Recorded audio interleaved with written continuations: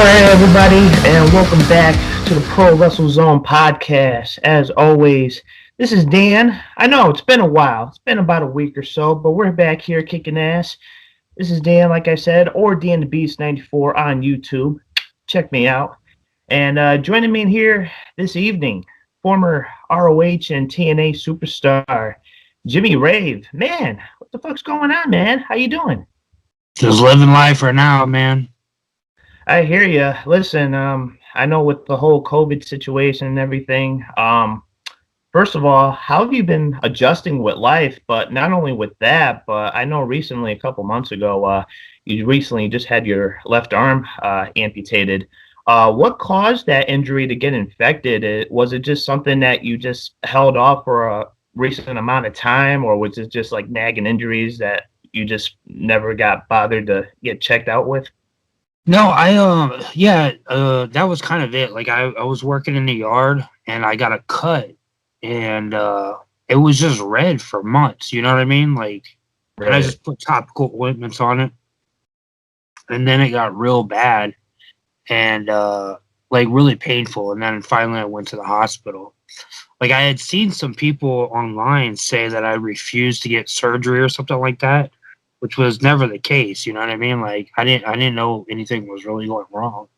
So then, yeah, I went there. They were like, "Oh, this is too bad," and it was like right at my elbow. Okay. You know what I mean? So it was just too much of the muscle had deteriorated underneath the skin, and so they're like, "Yo, we gotta take this because if we did like skin grafts, it would take years for you to go through all that, you know." So throughout that whole duration, was there any chances of possibly saving your arm, but just going through the chances of just taking some strong antibiotics or They put me right on antibiotics and like because they were afraid the infection got in my bloodstream, so they were trying to keep it from getting to my heart, and so it was just too bad of an infection by then. So they we talked about it, and I didn't want to be going through surgeries for like 5 years, like getting skin grafts and stuff. Because the doctors was telling me like it was super painful, and so yeah, he was just like, I spoke to a surgeon, an orthopedic guy, a vascular surgeon, and they were all like, this was probably going to be the best bet. So I N- just listened to what they said. now during that duration of time, last year, did you happen to wrestle at all anytime last year? And was there any signs of like oh, like my arm's kind of getting messed up here? So No, there wasn't any signs. I wrestled. I think the last show I did was in December. Was Cage of Death for CZW, and I was fine. Everything seemed fine. I mean, it was still aching. You know what I mean? But like, it wasn't a hindrance or anything like that. right. Now, going through this thought process, a lot of people would think, hey, your career's over. Even yourself would sit there and say, hey, my career's over. I'm fucked. I can't do this anymore. I have to retire. But I mean, not saying, hopefully maybe there's a chance, but you got to really look at guys back in the day. Like, I'm sure you remember Zach Gowen when Hmm. he came to WWE and he had the one leg and the amputated leg. Um, and he had, the peg leg and everything. Hmm. Um, Maybe not wrestling, but have you ever considered that role of maybe possibly going through like the process of becoming a manager? Well, I know. So like Zach and I have been friends. Like I was there his first night at TNA. I actually spoke to Zach before I released my statement. He was the first person I called. Um, and so like this last. So in 2010, 2011, I started writing TV in Georgia.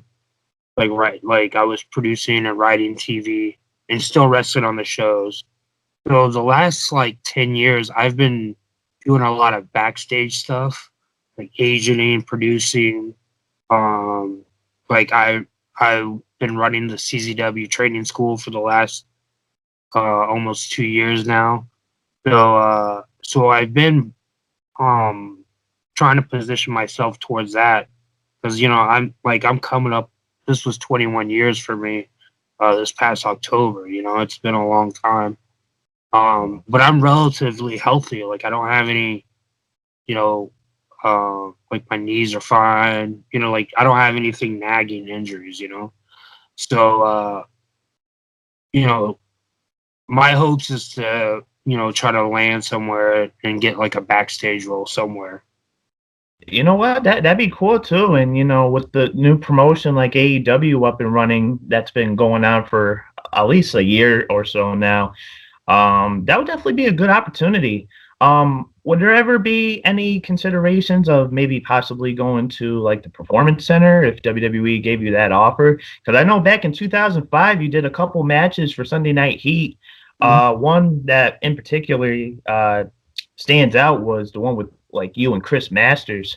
You mind talking about what was it like backstage? I know a lot of people go through like the backstage politics, but what was the atmosphere like with WWE as compared or different to your time with like CZW, Ring of Honor, TNA? Well, 2005 was just a different animal. You know what I mean? Right. Like right now, I mean, I'm very close with Sanjay Dutt. Abyss and I are good friends. Steve Carino and I are good friends, and like they're all, producers there. So, but like when in 2005, it was a different animal. Like they wanted you to be 6 foot, 220 pounds. You know what I mean? And I was just never built like that. I was always around 185, 190. So, but like they offered me a deal right before I went to TNA. They wanted me to go to developmental, and when they had Deep South, but they offered me $500 a week, and I was making $500 a night on the indies. You know what I mean? So it just wasn't feasible at that time. And plus, I wasn't big enough. Like they would have cut me. You know what I mean? Like I wouldn't have been there for a long time. But like Right. like started around 2006 when like Punk and Daniel Bryan got there, like that kind of changed the atmosphere. Right. And I mean, you really got to consider it too. I mean, I don't think necessarily you would have been cut off, but like SmackDown, they had their cruiserweight division at the time. And I mean, I understand where you're coming from because back in the 2000s, by the time 2001 was gone, 2002, and the rest of the years were going through, it was practically a dark time because the only promotions that were up at that time were WWE. And, you had TNA and Ring of Honor that was practically just, starting off, trying to blossom, trying to, bang on WWE's door like, hey, look at us. Mm-hmm. But yeah, I mean, backtracking a little bit, let's get started from, you were born in Atlanta. I I was can, actually born in Kentucky. I was a military kid. I lived in Alaska, Hawaii, Washington State, but then when my stepfather retired, we ended up in Marietta, Georgia. okay.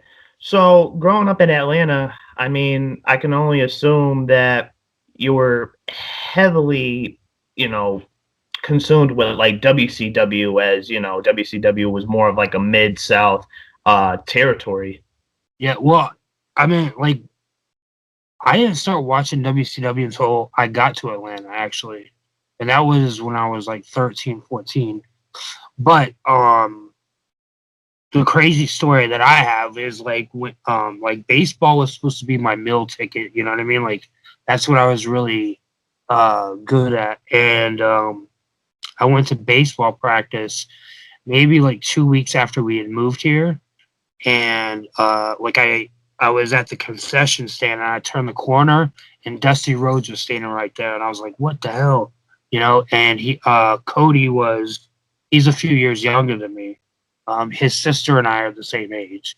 But Dusty was there coaching Cody for baseball. And Like I went to rival high schools.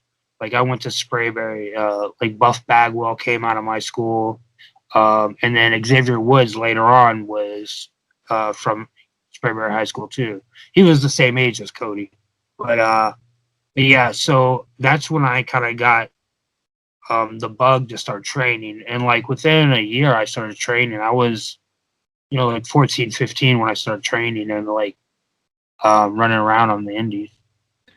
Now, if wrestling didn't work out, was there any intentions of possibly you pursuing like a baseball career, possibly making it to like the MLB? Yeah, like by the time I was a freshman, there was a good amount of schools that were like looking, that were talking to me. So, but then like I really had this epiphany, like, you're relying on a team of people, you know what I mean? Whereas like pro wrestling, if I don't succeed, it's on me, you know what I mean? It doesn't matter about who's behind me, you know? So that's kind of what I wanted to do. I wanted to be in something that like, if I did, like if I worked hard, I can succeed at it, and it was just on me, you know? And you talked about, running into Dusty Rhodes. Did you happen to ever establish a relationship with Dusty or any of his kids? Yeah, I ended up working for Dusty when he had Turnbuckle Championship Wrestling.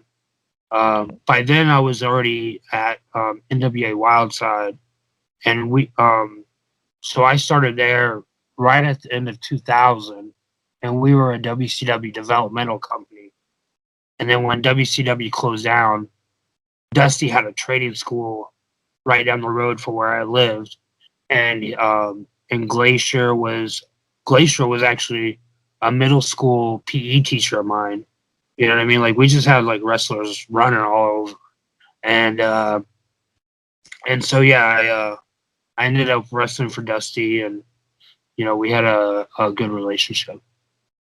Now, during your time with like NWA Wildside, I discovered that WCW was a developmental territory for that promotion. Was there any talks of maybe possibly you getting called up? Because I know around that time they had already called up guys like Elix Skipper and AJ Styles. Yeah. Yeah.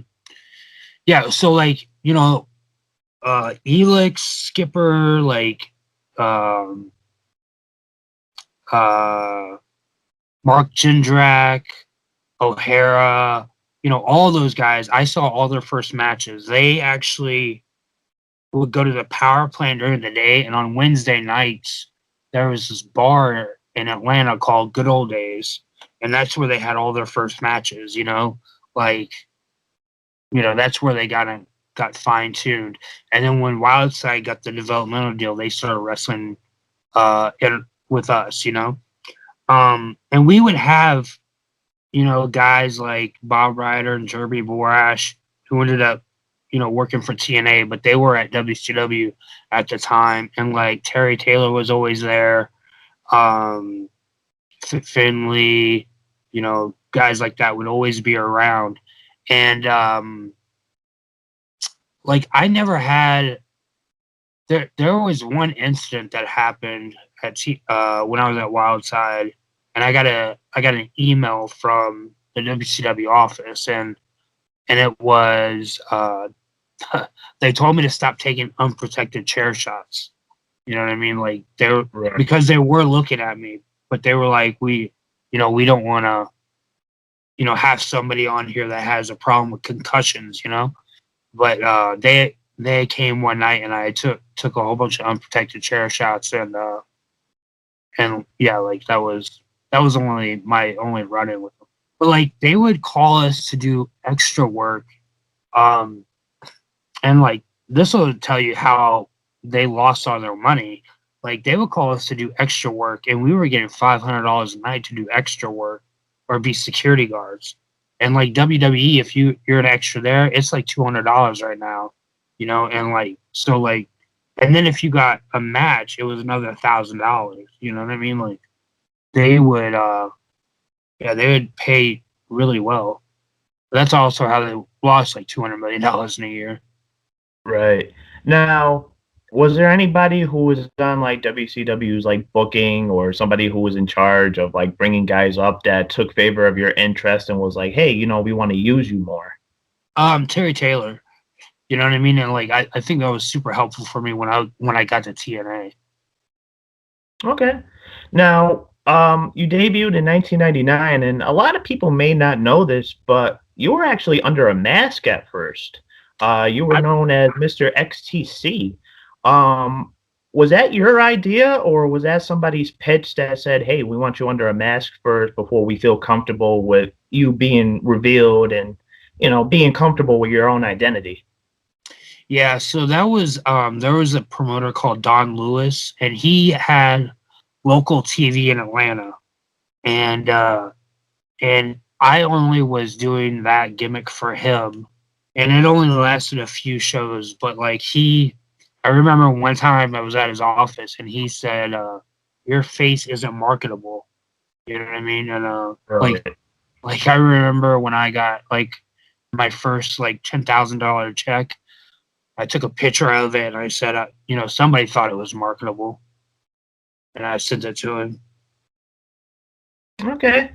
Um, I mean, I know it was very short run, but whose decision was it for them to take the mask off you?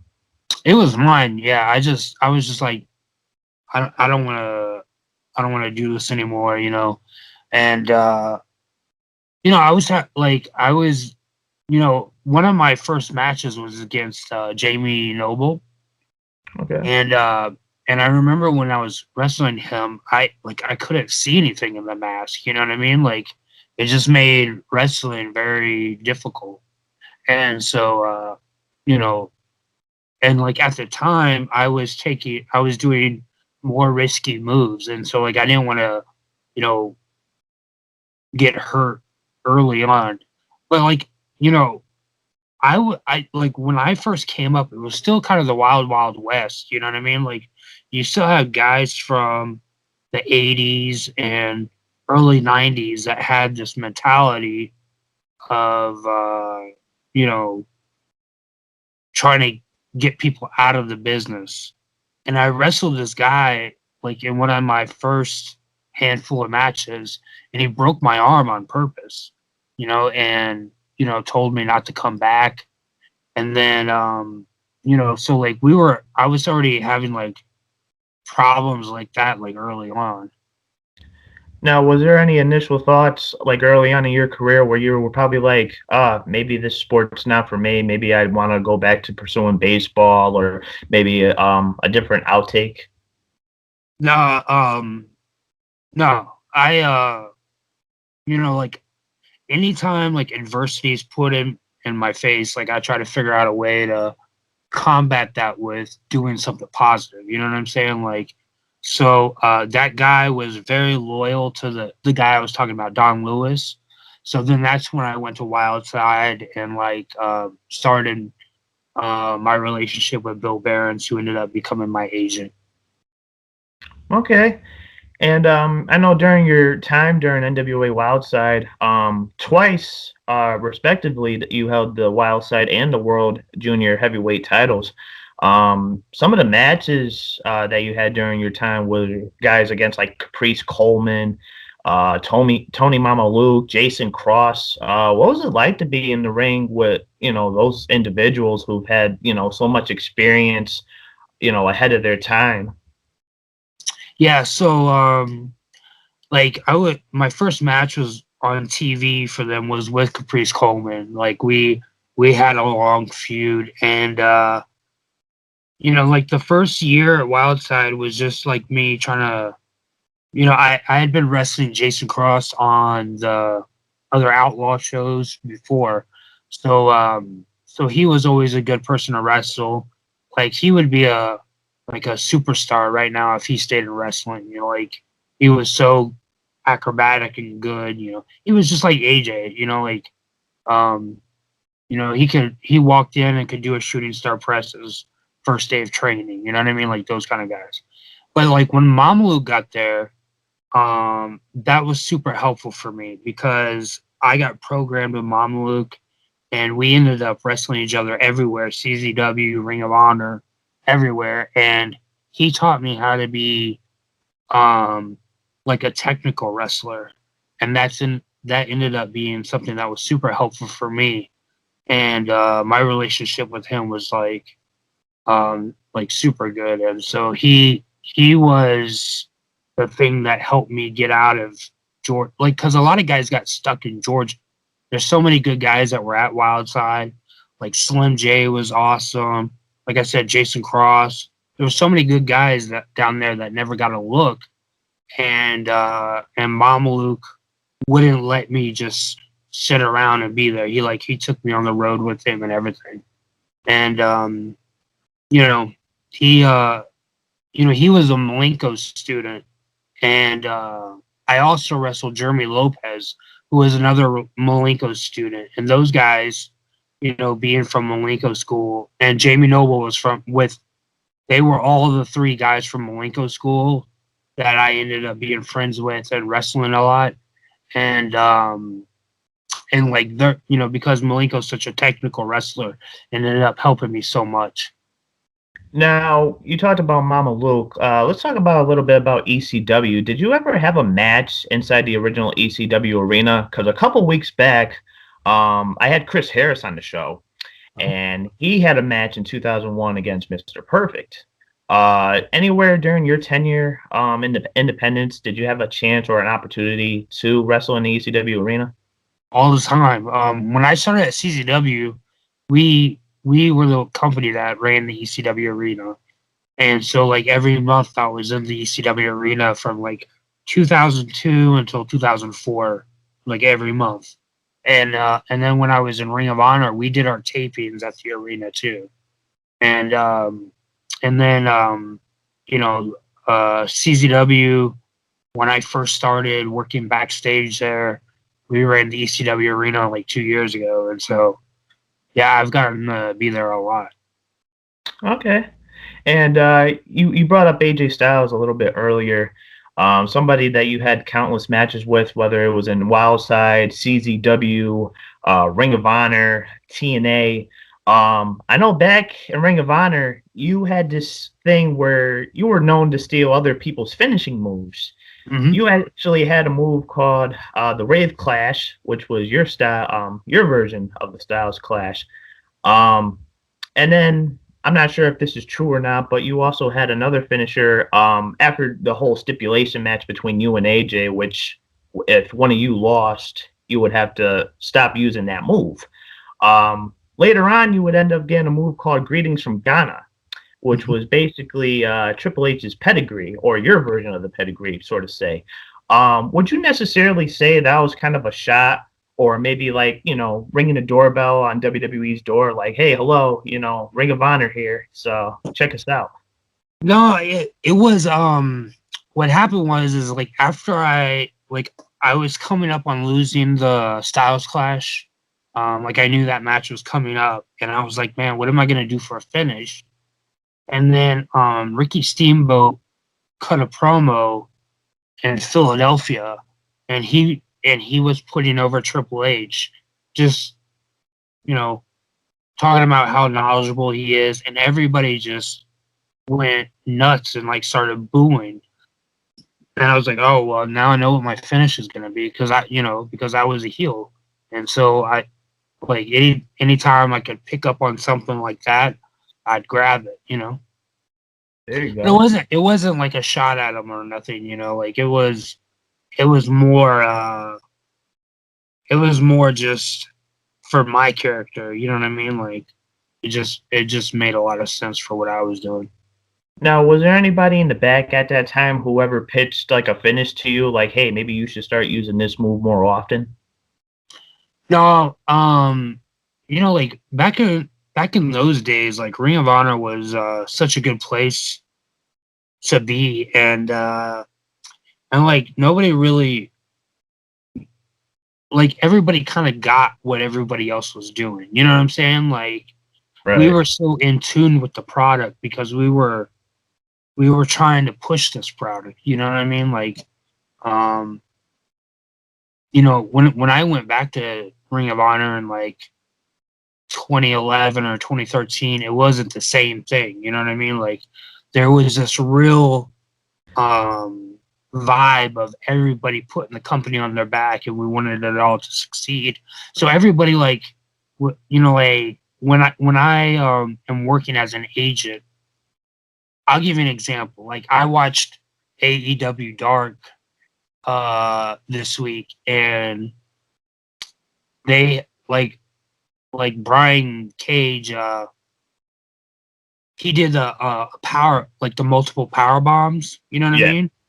And then a few matches later, 10 from the Dark Order did the same kind of power bomb. You know what I mean? Picks the guy up the ground and slams him just like Brian did 2 matches ago, you know? So I'm very in tune with continuity. And so like whenever I am producing backstage, I try to tell people, hey, watch everything that's going on.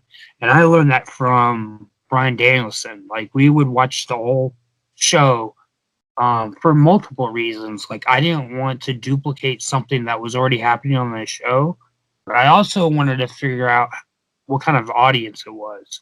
You know what I mean? Like we really wrestled differently than when we were in New York City or Dayton, Ohio. You know what I mean? The fans were real different.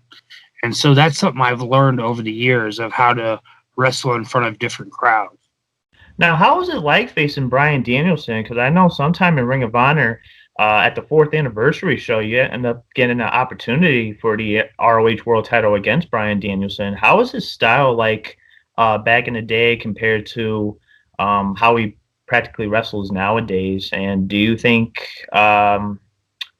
he'll retire this year? I know he's on like a short-term contract. I know this is like the final, like after this contract, he's finished.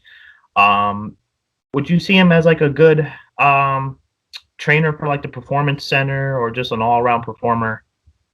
Yeah, absolutely. He's got one of the best minds for wrestling. Like he's a genius, you know what I mean? Like um that match was so um we didn't get to put together the match because Jack Evans' flight was late, and we just went out there and wrestled, and we ended up wrestling for like 40 minutes, and it's one of my favorite matches, and I've wrestled him multiple times, but like it was like I kind of came up with the finish where he was doing the elbows at the time, and I was like, Right. hey, do you mind if instead of me tapping out, if I pass out in it? And it was the first time we did that at Ring of Honor. And when I went to TNA and came back, he was like, I wrestled him in one of my first matches back, and he goes, uh, keep in mind that you didn't lose to me, like you didn't tap out and you didn't get pinned. Like, Mm. so when we wrestled again, we did the same kind of finish. And so he was so mindful of how what we would do, you know what I mean? Um, he's a genius like that. And like, um, I don't think he would want to be a trainer. I think he would rather be like a producer or something like that. Just because he used to train at the Ring of Honor school, and like I like we were riding partners for about 3 years in Ring of Honor. Like before I even wrestled him, like we were just always together. And later on when I left the embassy and I was doing um, the heel hook and the House of the Rising Sun, he was the one that we were in his car one day, and that song came on. He goes, "You need to use this song," and and then he showed me how to do the heel hook. Like he was real influential in my career. And then later when I was writing TV in Atlanta, and he got in trouble for choking Justin Roberts. Like I brought him into Atlanta TV, and he didn't charge me an arm and a leg. He gave me a fair price. Like, and I knew what he was getting other places, you know. And so, like I just had a good relationship with him, and I just know how smart he is, and like so wrestling him was always a breeze. And we tagged together a lot in Florida for FIP. And so, you know, like he's real smart. Like he's another person that You know, if he needs to have like a Tokyo Dome style match, he can do it. But like if he wants to do like funny type matches, he can do that too. You know what I mean? He's super entertaining guy. And so um, you know, I know when right before he signed with WWE, he was talking about quitting. You know, he goes, I'm gonna go to Thailand and do Muay Thai for a year and not wrestle, and I think I'm done with it. And then he got the deal with WWE and like stuck around. So so I know he has that, you know, that want to like kind of chill out. You know, I mean, like we started the same month. You know, he started in October '99, and so did I. And so, um, you know, but you know, he's putting on a lot of work. You know what I mean? Right. And you know, speaking about that whole Justin Roberts incident, during that time, I'm not sure if you had any conversation with him during that incident, but was there any time where he showed grief where it was like, you know, maybe I shouldn't have never done that. But at the same time, you know, we had Heath Slater on the show about a month ago, and he was just, you know, he was talking about like the whole incident on how Vince was just like, don't touch the cameras and, you know, just don't touch the fans. And Mm-hmm. that's it. There was Yeah. no indication of like, hey, you know, you can't attack Justin Roberts because he wasn't informed on that. Right. So during that time, was there any like consideration? Obviously, he got called back about like a month or two later Yeah. when he returned at SummerSlam. But was there any consideration of possibly bringing him back to Ring of Honor? Was there any talks? Were you around at that time? He knew he was going back right away. So like you know, he wasn't worried about it. You know what I mean? Like he Right. uh he did like that month of indies and then went right back. You know what I mean? Like and like he did a show for me. He did Pro Wrestling Gorilla.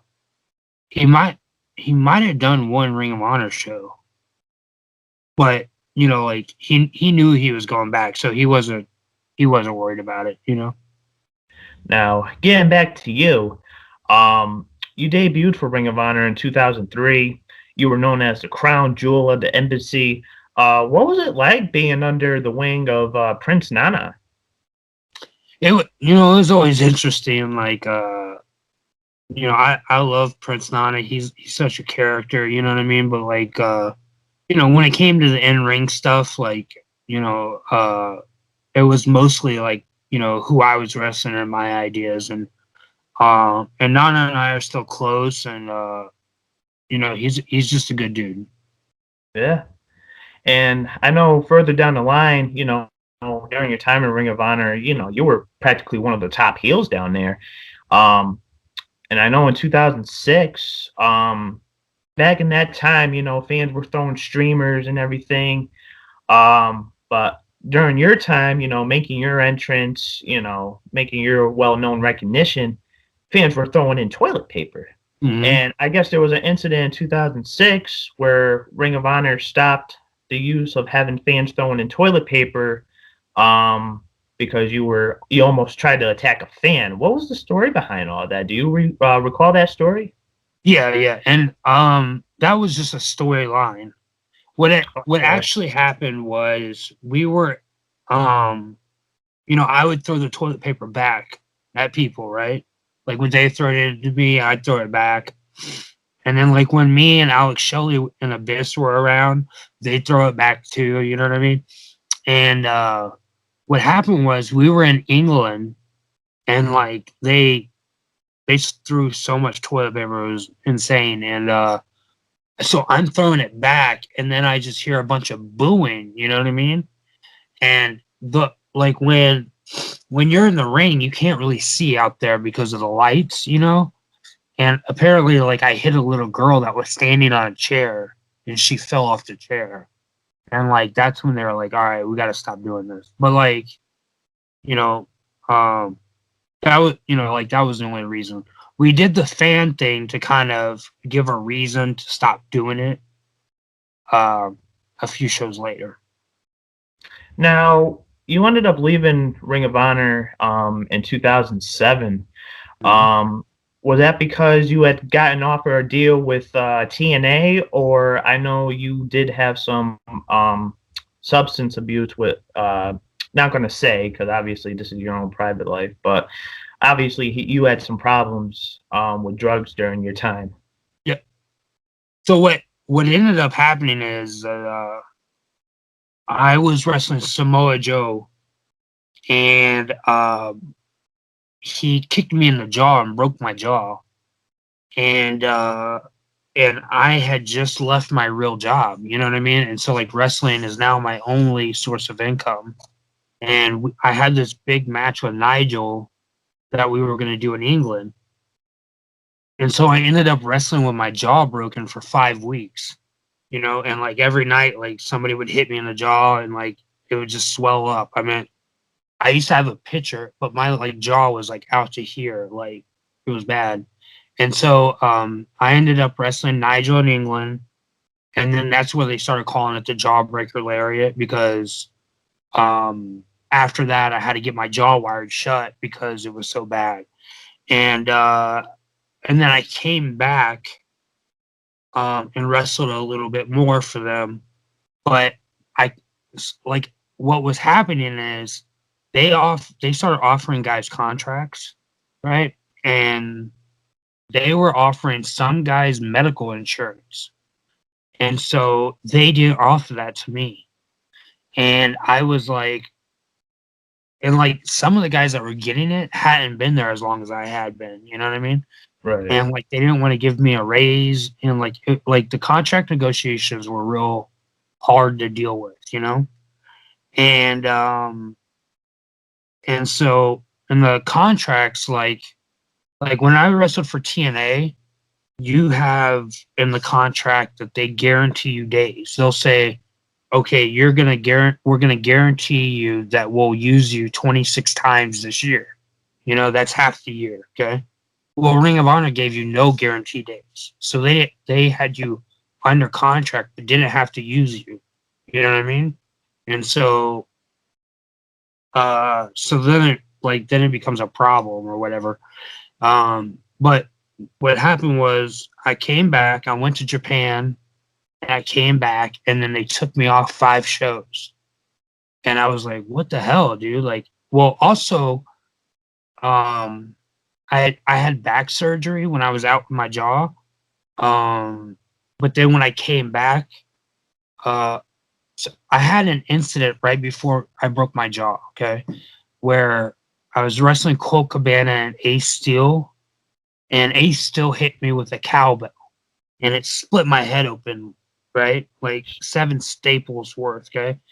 But I love Gabe Sapolsky, but at this night we had a big falling out, so I'm bleeding out. You know what I mean? Like all this blood's coming out of my gushing out of my head, and like when at the time, like when you would work for Ring of Honor, and you flew into a city, they would have like one van for everybody that flew in, right? Well, that van was being used, and I'm bleeding out, and I need to go to the hospital. And I'm like, Gabe, what am I supposed to do? And he goes, hold on, I gotta go watch this other match. And I'm like, what the fuck, man? Like, what am I supposed to do about this? And so Right. and this is before Uber and everything else, you know what I mean? And so like I ended up finding somebody to take me to the hospital. They stapled it shut. Then I broke my jaw. And then I wrestled with it broken for 5 weeks. I cut the wires off to come back early, right? My second match back, BJ Whitmer gives me a power bomb into the turnbuckle, and then when I bounced off, we hit heads. So then I needed 7 stitches across my eye, right? Then I go to Japan, I come back, and I'm wrestling in this 4-way, and I wrestle Grant Akuma. He's one of the guys in it, and he forearms me in my ear and ruptures my eardrum, like to where I'm bleeding out my ear. Oh. And So you so I go into the locker room, and I'm like, "Yo, can nobody talk to me? Just leave me alone." You know what I mean? Because now I know I have to go to the hospital. and I don't have any insurance, you know.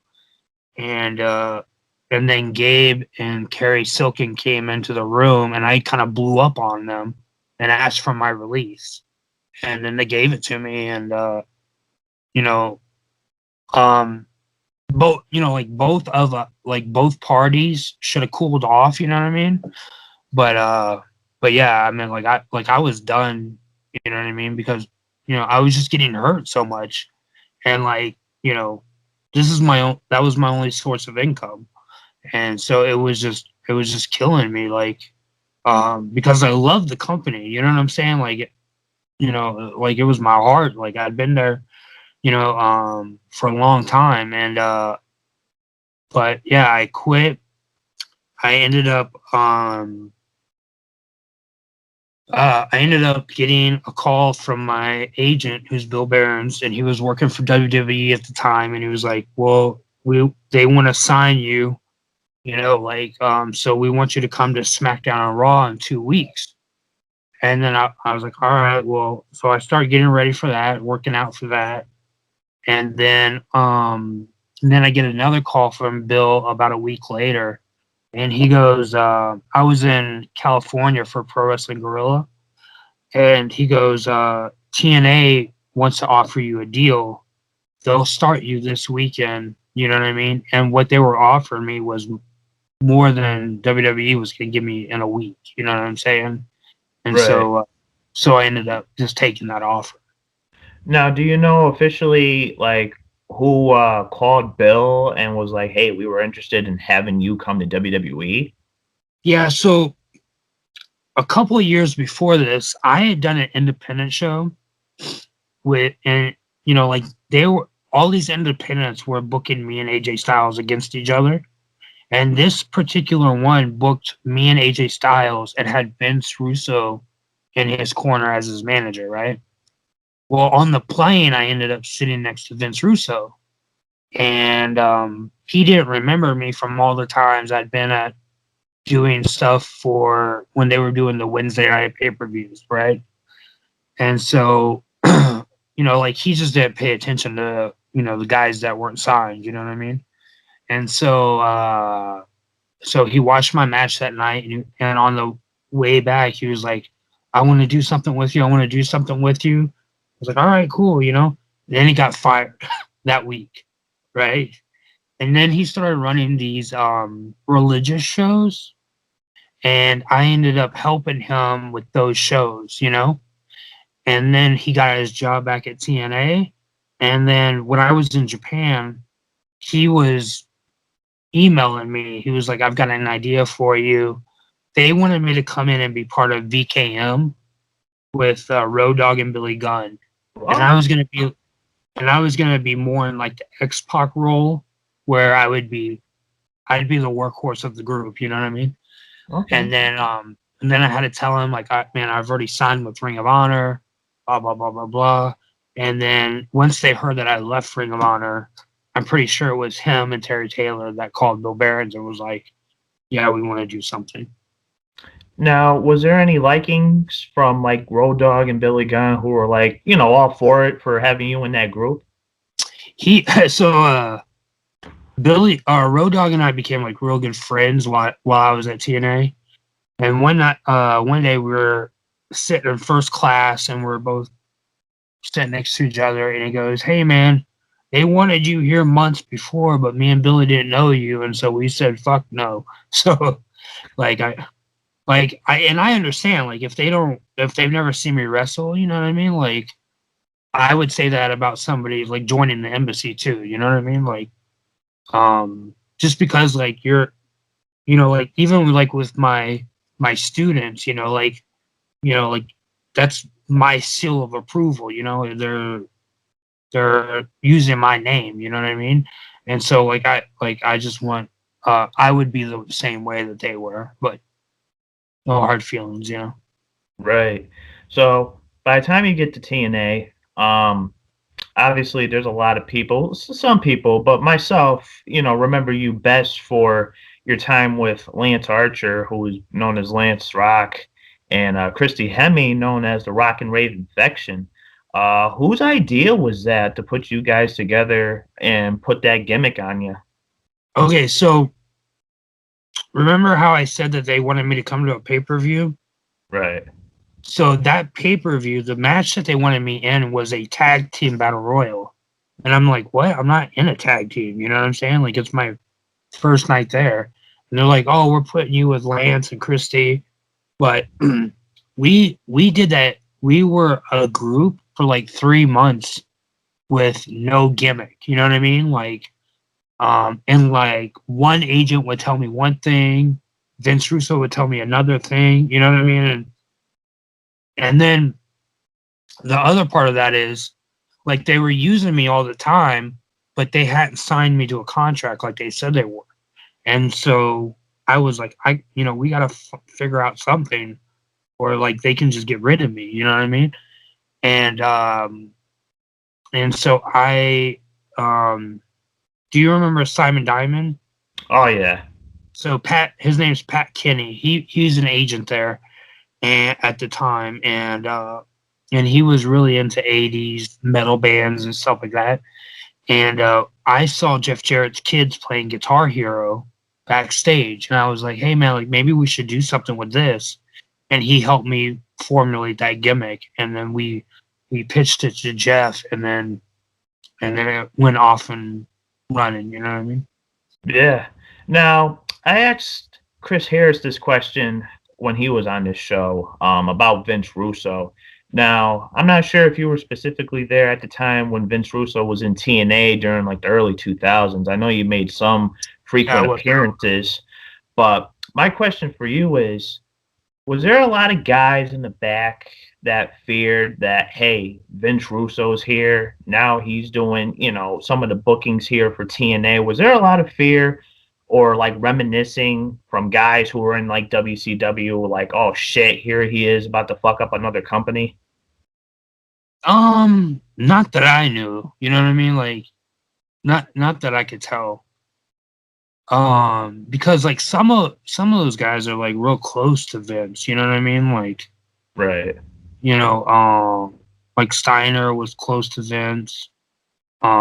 Jeff is close to Vince. You know what I mean? Like the guys that were sticking around for the most part were close to Vince. And yeah, I never got that vibe. And like my friends, the guys that I hung out with, like they would have some issues with some of the stuff that was going on. You know what I mean? Like AJ or Joe or Christopher Daniels, or you know what I mean, like those guys. And then the guys that I hung out with were mainly like the Motor City Machine Guns. P. Williams was my roommate the whole time I was there. Xavier Woods, Jay Lethal, Sanjay Dutt. Like that was my group.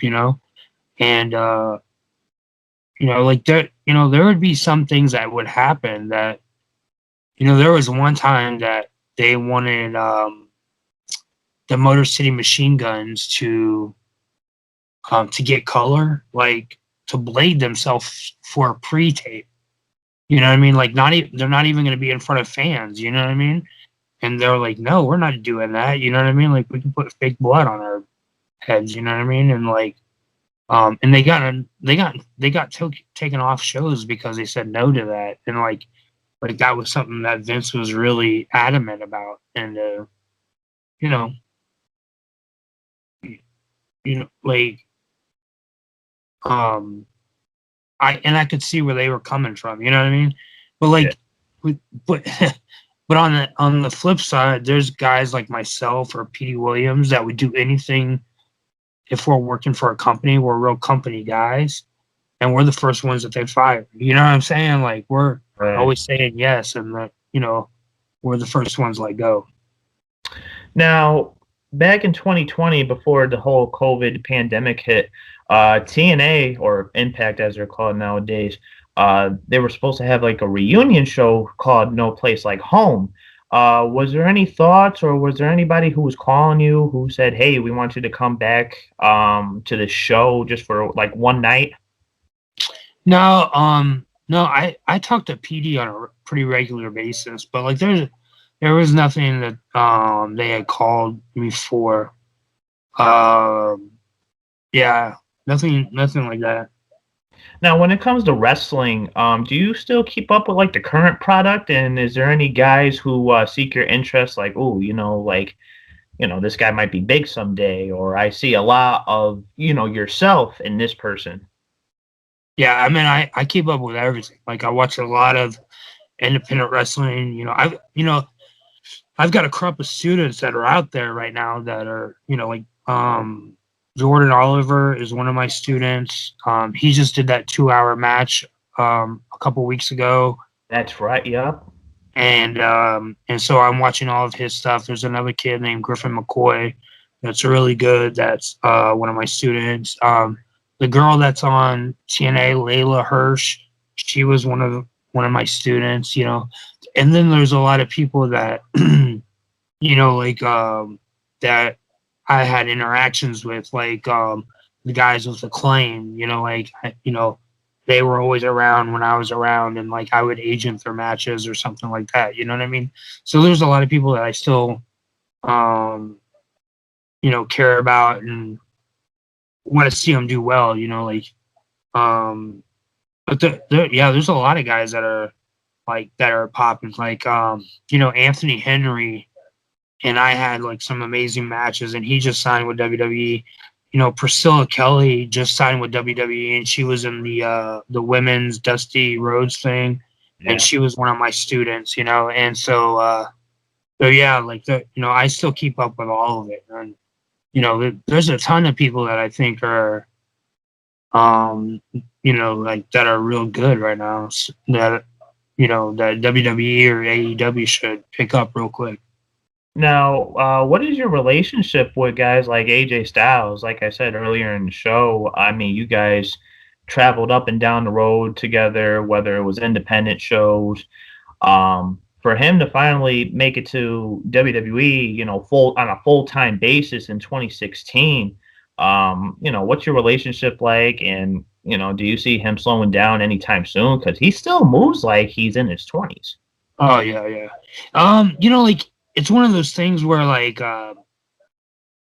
we'll get like a random text here and there, and then but he's busy. You know what I'm saying? Like, and I Yeah. knew that when with my relationship with Punk, like when he was up there, like I knew like I would see him when he was in town if they had a minute. You know what I mean? Like, but I know they're busy, and like there's some guys that I talk to more than others in WWE, like Cedric Alexander.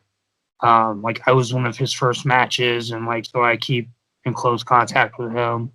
Um, there's a lot of guys that that I keep in contact with, but like guys like AJ and Samoa Joe, I know they're doing their thing, and like when they want to reach out, they'll reach out. You know what I'm saying? Like wrestling's like a real culture of you'll go away for a while, and then you'll come back and you'll pick up like right where you left off. You know what I mean? Like nothing ever happened.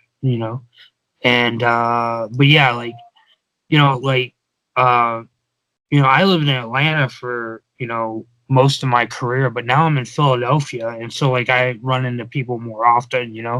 I talk to Drew Gulak on a regular basis. I talk to yeah, like there's a lot of these guys that I talk to on a regular basis. Now, you talked about CM Punk. One of my favorite matches with you involving Punk was the steel cage match from the Mm. nowhere to hide what was it? Nowhere to Run event in 2005. And this was like right before Punk had, signed off with WWE. Um, what is it like for, somebody like Punk not wrestling anymore and, all these speculations of people thinking like, oh, the guy's going to return to wrestling after, transitioning into a, mediocre UFC career. Um, do you think he'll ever come back into wrestling and at what cost? Yeah, he's not gonna come back. I mean, like Punk. Punk was super helpful in my career. Did a lot for me, and we were real close for a long time. And and I remember when he was going through um his contract negotiations right before that, Money in the Bank pay-per-view, and they were in Chicago and everything. And he was like, dude, I'm done. Like, they don't treat me like a star, and and like he's somebody that is real stubborn, you know what I mean? Like, Right. and he's also somebody that, like, if you, there's no gray area with him, he's real black and white. Like, either he's with you or he's not, you know what I mean? And luckily, he's always fucked with me. Like, we've always been cool, but like once he cuts people off, he's um, that's how he goes. I don't see him ever coming back. Um, he's very bullheaded like that. Yeah. And I mean, it's unfortunate too, because you really got to look at the relationship that like him and Cole Cabana had, and then that basically just spiraled out of control. Yeah, that's crazy. I never saw that happen. When I first met those guys, they really took care of me. Like, they saw that I was hustling the same way they were hustling, and like they took real good care of me. And it was always them two together. Like, I would stay at both of their houses when we'd be in Chicago.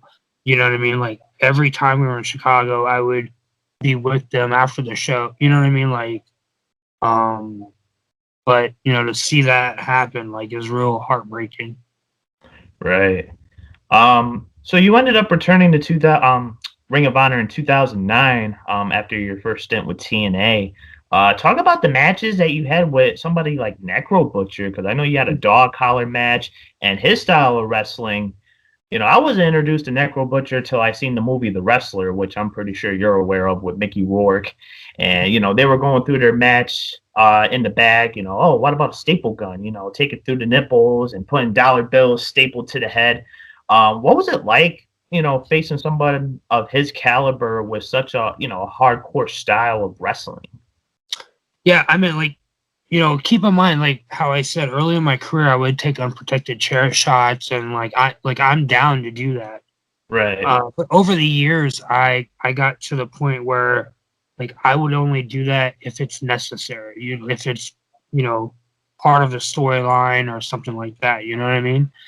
And so, like, when Necro and I were put together, he was somebody that really that I had fun wrestling with. You know what I mean? Like, he would rather hurt himself than his opponent. You know, he was very selfless like that, and you know, we had fun. Like, he was a good dude to be around, and we had him come to the 20th anniversary show for CZW and inducted him into the Hall of Fame, and so I got to reconnect with him last year, and just good dude. There was, I'd rather wrestle Necro Butcher than Brent Albright any day. You know what I mean? Like, Right. so there was guys that were, like, more difficult to deal with than Necro. Now, is there any plans or, rumor of you possibly getting inducted in the CZW Hall of Fame? I'm sure it'll happen eventually somewhere. You know what I'm saying? Like, yeah, but I'm not, when all this happened, like, I knew I was retiring from in-ring work, but, like, I don't want to, stop being around the business, but this has been a lot harder than I thought it would be, like, emotionally too. Right. Like Jordan wanted, Jordan and Griffin both had matches a couple weeks ago. Like when Jordan did that 2-hour match, it was right down the street from my house, and I haven't gotten out of the house yet. You know what I mean? Like, I have been too embarrassed to go anywhere, honestly.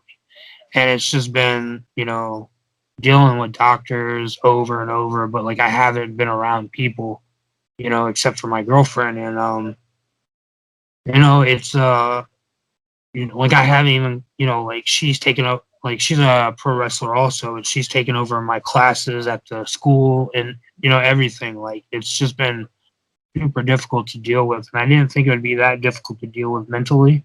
Right. But and just physically, like it's hard to ask people for help. You know what I mean? Like I can't tie shoes anymore. I can't tie drawstrings on my pants anymore. You know what I'm saying? Like some bottles are difficult for me to open. And Yeah. so it's just been like a way different than I thought it would be.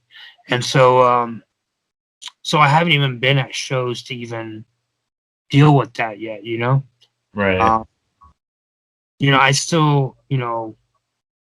talk to people every day. Like people reach out every day, but it just I just haven't gotten to where like I feel comfortable yet. Now, I know before we got all this set up and everything, I made a contribution into helping you out with hopefully getting a prosthetic arm. Now, when that comes to be, once you get that arm and everything, do you think there can be a slight possibility, not a big chance, but maybe like a slight possibility of maybe saying, hey, one more match, maybe one little run? Because, like I said earlier, you had guys like Zach Gowen who were, in the business with one leg, and he even wrestled with the prosthetic leg at a couple occasions. Yeah.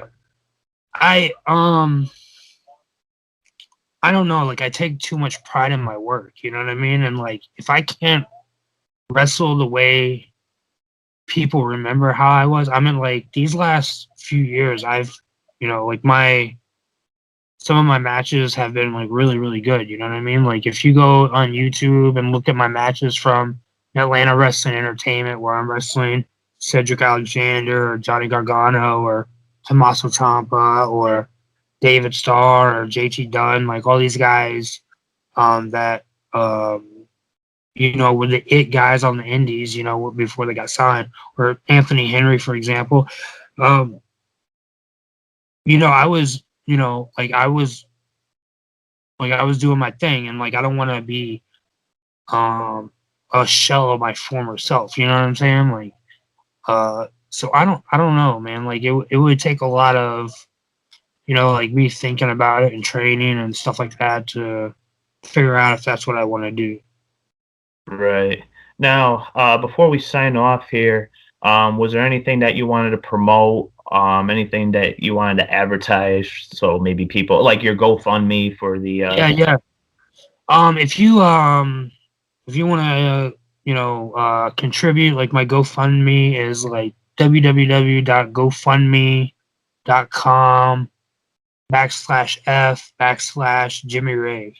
And the the GoFundMe is like not just for the prosthetic arm, but like bills are starting to come in from the surgery, you know what I mean? Like, and just tons of stuff going on. So yeah, if you can contribute, that's awesome. I hate asking for help, like it sucks, but I'm in like a weird position right now, and so yeah, if you can help out, that'd be awesome.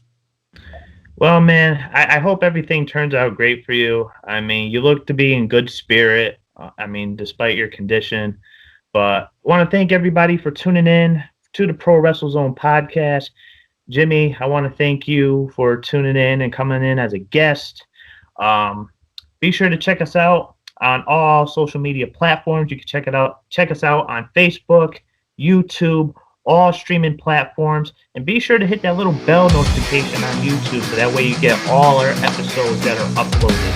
Until next time, guys, this has been your host, Beast 94.